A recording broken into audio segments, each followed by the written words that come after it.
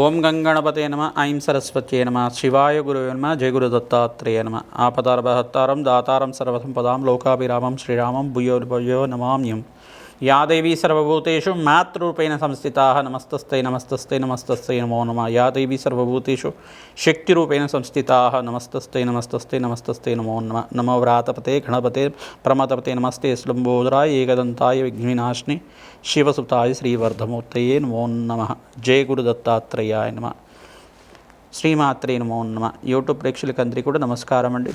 నేను పాలపర్తి గురునాథ్ శర్మ, జ్యోతిష్యం వాస్తు సిద్ధాంతిని.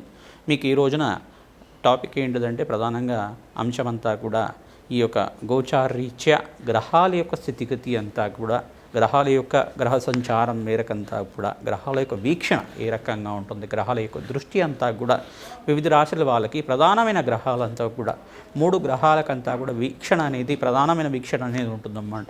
శనీశ్వరుడికి 3 దృష్టిలు ఉంటాయి, తర్వాత బృహస్పతికి 3 దృష్టిలు ఉంటాయి, తర్వాత అంగారకుడికి కూడా 3 దృష్టిలు అనేది ఉంటాయి అన్నమాట. ప్రధానమైన గ్రహాలంతా కూడా మానవాళికి విశేషమైన గ్రహాలు ఏంటిదంటే ప్రధానంగా జీవన విధానానికి ఆధారంగా ఉండే ఆర్థిక స్థితి కానీ, ఉద్యోగంలో మార్పు కానీ, వివాహాది శుభకార్యాలు జరగాలన్నా కానీ, మరియు కర్మశిష్యం ప్రధానంగా కర్మఫలదాత అయిన శనీశ్వరు అనుగ్రహం ఖచ్చితంగా కావాలి.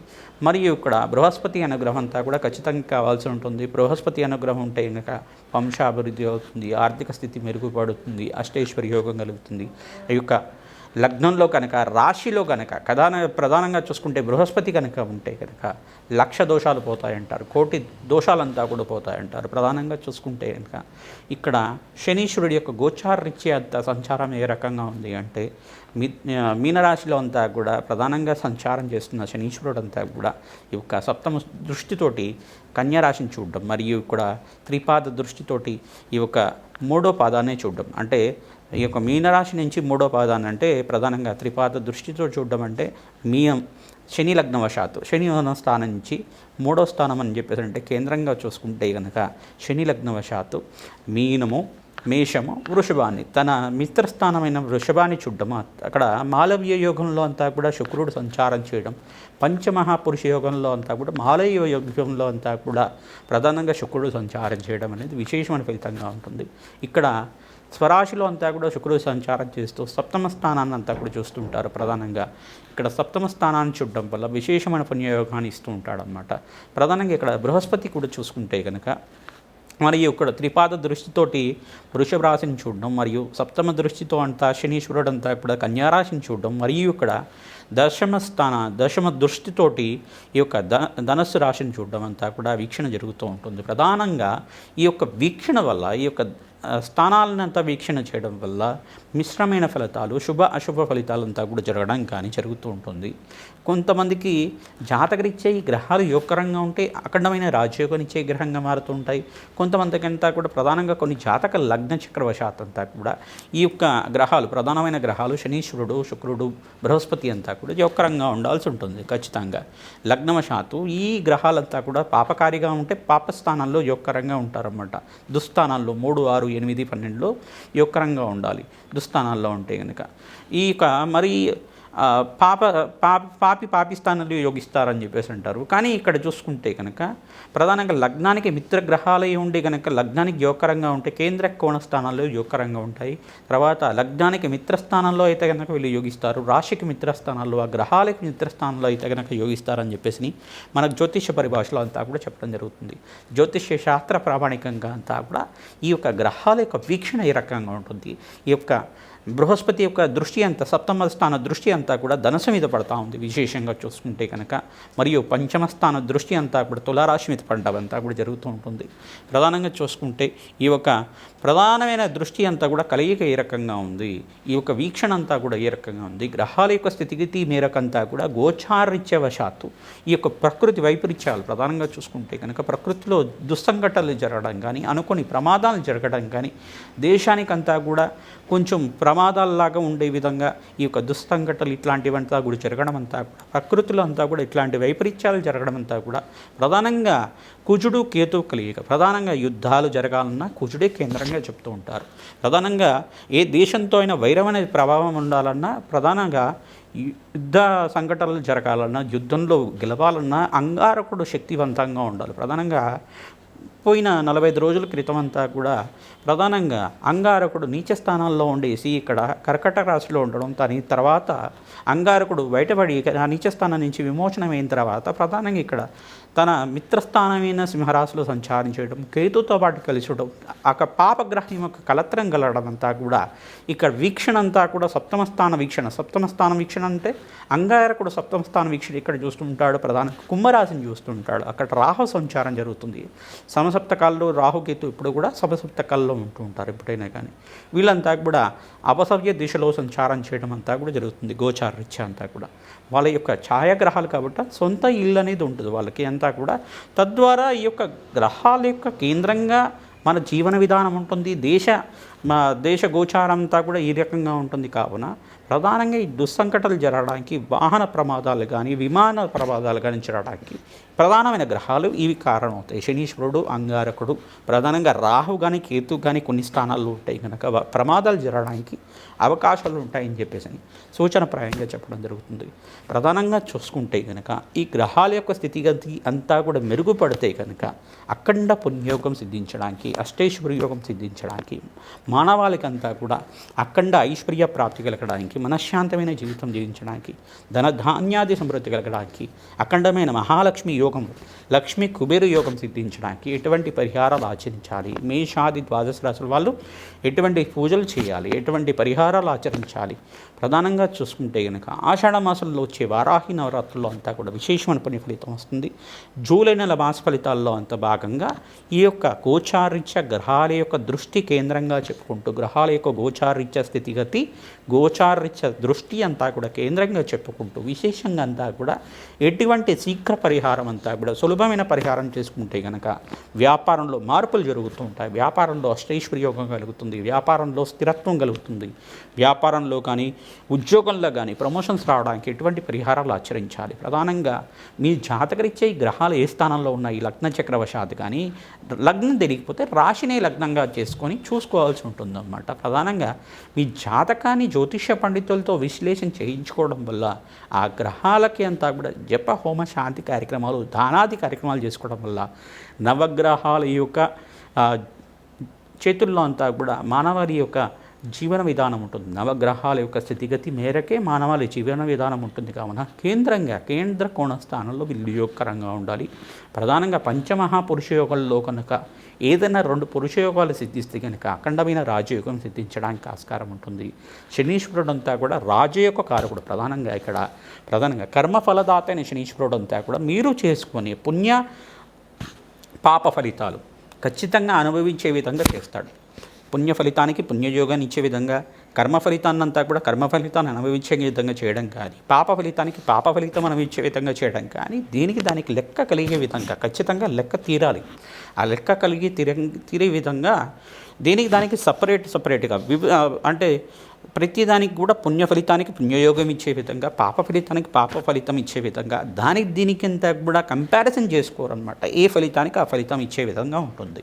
ఖచ్చితంగా మీరు ఏంటంటే దేవతారాధన, ఇష్టదేవతారాధన నిత్యం చేసుకోవడం వల్ల అఖండమైన పుణ్యప్రాప్తితోటి శనీశ్వర గ్రహదోష నివారణ జరగడానికి ఆస్కారం ఉంటుంది. ఇక్కడ బృహస్పతి కూడా యోగకరంగా లేకపోతే కనుక మీ జాతకరీత్యా ఇక్కడ గురుబలం అంతా కూడా కొంచెం బలహీనపడితే వివాహాది శుభకార్యాలు ఆలస్యం అవ్వడం కానీ, ప్రధానంగా ఏదైనా పనిని మొదలు పెట్టుకుంటే ఆలస్యం అవుతూ ఉండడం కానీ, లేదా సంతానం అంతా కూడా సంతానయోగం ఆలస్యం అవ్వడం కానీ, ఆలస్య వివాహాలు అవ్వడం కానీ, ప్రధానంగా ఇంట్లో చికాకులు కానీ, ఈ యొక్క ప్రతి విషయంలో కూడా కోపం అనేది రావడం కానీ, ఇక్కడ కొన్ని గ్రహాల యొక్క స్థితిగతి అంతా కూడా ఈ యొక్క సిమ్టమ్స్ అనేది ఉంటాయి. ప్రధానంగా ఈ యొక్క ప్రధానమైన విషయం ఏంటిదంటే ప్రతి ఒక్క విషయంలో అంతా కూడా నవగ్రహాలే కేంద్రంగా మానవాళి జీవన విధానాన్ని ఈ యొక్క సూచనప్రాయంగా అంతా కూడా పూర్వజన్మ ఇతిహాసం ప్రకారంగా జన్మాంతరమైన జీవిత విధానం అంతా దైవ ఆగామి సూచిత సంచిత ప్రారబ్ధ కర్మలు అని చెప్పేసి అంటారన్నమాట.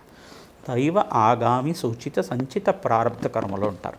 ప్రధానంగా తెలిసి చేసే పాపాలు కానీ, తెలియకుండా చేసిన పాపాలు కానీ, పూర్వజన్మలో చేసిన పాపాలు కానీ, పుణ్యాలు కానీ, పూర్వజన్మలో కర్మశేషాలు ఏదైనా పుణ్యకర్మాలు కానీ, పాపకర్మాలు కానీ, ఇప్పుడు చేసిన కర్మ, ఈ జన్మలో చేసుకున్న ప్రస్తుత కర్మలో చేసుకున్న కర్మలైనా కానీ, ఆ కర్మాలకి శేషం అంతా కూడా ఏ రకంగా ఉంటుంది, ఆ ఫలితం అంతా కూడా ఏ రకంగా ఉంటుంది, ఆ ఫలితాలంతా కూడా ఈ రకంగా గోచారిత్య గ్రహాల యొక్క స్థితిగతి అంతా కూడా గోచార చక్రవశాత్తు ఉగాది నుంచి ఉగాది వరకు ఏ రకంగా ఉంటుందనేది కేంద్రంగా చెప్పడం జరుగుతుంది. గోచార చక్రం అంతా కూడా లగ్న చక్రం, జననకాల లగ్న చక్రం అనేది జన్మలగ్నవశాత్తు మీకంతా కూడా ఈ యొక్క శాశ్వత జీవిత విధానం అంతా కూడా ఏ రకంగా ఉంటుంది, వంశాభివృద్ధికి ఏం కావాలి, సంతాన యోగం కావాలంటే ఏ గ్రహాన్ని పూజించాలి, ప్రధానంగా వివాహాది శుభకార్యాలు గలగ అంటే ఎందుకు వివాహ శుభకార్యాలు ఆలస్యంగా అవుతున్నాయి, లేదు వివాహాది శుభకార్యాలు జరిగిన తర్వాత కూడా ఇంట్లో చికాకులు కానీ, మనస్పర్ధలు కానీ, గొడవలు కానీ ఎందుకు వస్తున్నాయి, దీనికంతా కూడా కారణంగా చెప్తుంది. లగ్న చక్రము నమాంశ, మళ్ళా షష్టాంశ, త్రింశాంశ ఇటువంటి దశ వింశోత్తర దశ విధానంలో చూసుకొని అన్వయం చేసుకోవాల్సి ఉంటుంది. ప్రతిదీ అంతా కూడా కూలంకషంగా దృష్టి భావాన్ని అంతా కూడా కేంద్రంగా చెప్పడం జరుగుతుంది. గ్రహాల యొక్క స్థితిగతి, గోచార చక్రము, లగ్న చక్రంలో ఉండే గ్రహాల యొక్క స్థితిగతి అంతా కూడా చూసుకోవాల్సి ఉంటుంది. ప్రధానంగా అన్ని రాశుల వాళ్ళకి, మేషాది ద్వాదశ రాశుల వాళ్ళకి జూలై నెల మాస ఫలితాల్లో అష్టైశ్వర్య యోగం సిద్ధించాలి అంటే కనుక ఈ యొక్క గ్రహాల యొక్క స్థితిగతి, వీక్షణ, దృష్టి కేంద్రంగా అంతా కూడా చెప్పుకుంటూ సింహరాశి జాతకులకంతా కూడా విశేషంగా అంతా కూడా సకల గ్రహదోష నివారణ జరగడానికి ఎటువంటి ఫలితాలు వస్తాయి, ప్రధానంగా చూసుకుంటే కనుక జూలై నెల మాస ఫలితాల్లో అంతా కూడా ఈ యొక్క గ్రహాల యొక్క దృష్టి, వీక్షణ అంతా కూడా ఏ రకంగా ఉంది, ప్రధానంగా మీరంతా కూడా సూర్య ఆరాధన చేసుకోవాలి. జూలై నెల మాసంలో మీరంతా కూడా ఎవరైతే సూర్య ఆరాధన విశేషంగా సింహరాశి జాతకులంతా కూడా చేస్తుంటారో విశేషంగా పుణ్య ఫలితాలు రావడానికి ఆస్కారం ఉంటుంది. ఓం సూర్యాయ నమః, అర్కాయ నమః, మిత్రాయ నమః, భానవే నమః, పూషాయ నమః, సర్వలోక పితామహైన ప్రచండ తేజసే నమః, ఆరోగ్యకర్తనే నమః ఇటువంటి నామాలంతా కూడా పఠించడం వల్ల విశేషమైన పుణ్య ఫలితాలు రావడానికి ఆస్కారం ఉంటుంది. అష్టైశ్వర్య యోగం సిద్ధిస్తూ ఉంటుంది. ప్రతినిత్యం కూడా ప్రధానంగా చూసుకుంటే సూర్యారాధన చేసుకోవడం వల్ల శరీర సంపూర్ణ ఆరోగ్యం సిద్ధించడానికి, ఆత్మశుద్ధి జరగడానికి, సకల పాప నివారణ జరగడానికి ఆస్కారం ఉంటుంది. ప్రధానమైన ప్రత్యక్ష మహేశ్వర స్వరూపంగా సూర్య భగవానుడు ఉంటారు కావున సూర్య భగవానుడికి ప్రీతికరంగా మీరంతా కూడా గోధుమ పిండి కానీ, గోధుమలు కానీ దానం చేయడం వల్ల బ్రాహ్మణోత్తంకి ప్రధానంగా చూసుకుంటే ఈ యొక్క సపోటా పండునంతా కూడా పరమేశ్వరుడికి నివేదన చేయడం వల్ల పుణ్యయోగం సిద్ధిస్తుంది. సకల గ్రహదోష నివారణ జరగడానికి ఆస్కారం ఉంటుంది. ప్రతినిత్యం కూడా గోమాతకు ప్రీతికరంగా పచ్చిక తెలకపిండి గ్రాసాన్ని సమర్పించడం వల్ల సకల గ్రహదోష నివారణ జరుగుతుంది. రాశిలో అంతా కూడా అంగారకుడు కీర్తి సంచారం అంతా కూడా మిశ్రమైన ఫలితాలు ఉంటాయి కావున ప్రతి పనిలో ఆటంకాలు జరగడానికి ఆస్కారం ఉంటుంది. సకల విఘ్న నివారణ జరగడానికి ఈ యొక్క మహాగణపతికి ప్రీతికరంగా విశేషంగా మీరంతా కూడా ఇక్కడ మహాగణపతికి ప్రీతికరంగా ఉండ్రాళ్ళు నివేదన చేయడం కానీ, ఈ యొక్క గరికనంతా కూడా సమర్పించడం వల్ల ప్రధానమైన దోషం అంతా కూడా పోయి అఖండ పుణ్యయోగం సిద్ధించడానికి ఆస్కారం ఉంటుంది. ఉలవలంతా కూడా నానబెట్టిన ఉలవలన్నీ కూడా గోమాతకు సమర్పించాలి. ప్రధానంగా చూసుకుంటే సమసప్తకాల్లో రాహుకేతు అనేది ఉన్నాయి కావున కేతుకు ప్రీతికరంగా గణపతి ఆరాధన విశేషంగా చేయాలి. రాహువుకి ప్రీతికరంగా దుర్గాదేవి ఆరాధన, దుర్గాదేవి సప్తసతి మంత్ర విధానం అంతా కూడా పఠనం చేయించడం, వేద బ్రాహ్మణోత్తంతో అంతా కూడా చండీ హోమాది కార్యక్రమాలు చేసుకోవడం వల్ల విశేషమైన ఫలితం కలుగుతుంది. అష్టైశ్వర్యం సిద్ధిస్తుంది. సింహరాశి జాతకులకంతా కూడా ఏకాదశ స్థానంలో బృహస్పతి రవి సంచారం జరుగుతుంది కావున అఖండ పుణ్యయోగం సిద్ధించడానికి ఆస్కారం ఉంటుంది. ప్రధానంగా చూసుకుంటే కనుక సకల గ్రహదోష నివారణ అంతా కూడా జన్మజాతకంలో ప్రధానమైన దోషాలకి పరిహారం చేసుకుంటూ ఆనందమైన జీవితం జీవించడానికి ఆస్కారం ఉంటుంది. అష్టమ స్థాన శని దోషం ఉంది కావున విశేషంగా సింహరాశి జాతకులంతా కూడా శనీశ్వర ప్రీతికరంగా కాళభైరవ స్వామి దేవాలయంలో అభిషేక హోమ శాంతి కార్యక్రమాలు ఆచరించాలి. ఈ యొక్క కూష్మాండ దీపాన్ని వెలిగించడం వల్ల, తెల్ల గుమ్మడికాయ అంతా కూడా కూష్మాండ దానం చేయడం వల్ల అఖండ పుణ్యయోగం సిద్ధిస్తుంది.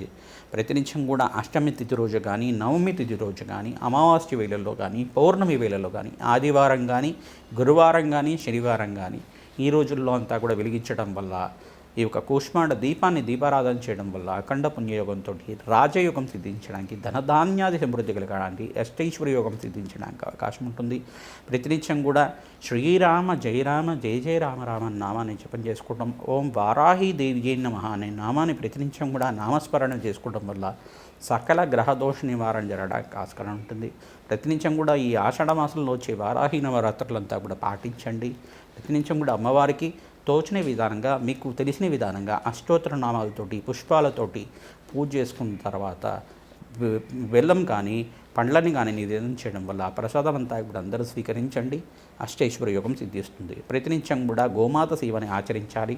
ప్రతినిత్యం కూడా వృక్షరాజాయ నమః నామంతో ప్రతినిత్యం కూడా రావి చెట్టుకి ప్రతినిత్యం ప్రదక్షిణాలు చేయడం వల్ల సకల గ్రహదోష నివారణ జరుగుతుంది. శనీశ్వర ప్రీతికరంగా తైలాభిషేకము, తిలదానం చేసుకోవడం యొక్కరంగా ఉంటుంది. తద్వారా రాజయోగం సిద్ధిస్తుంది, కార్యసిద్ధి కలుగుతుంది. శ్రీమాత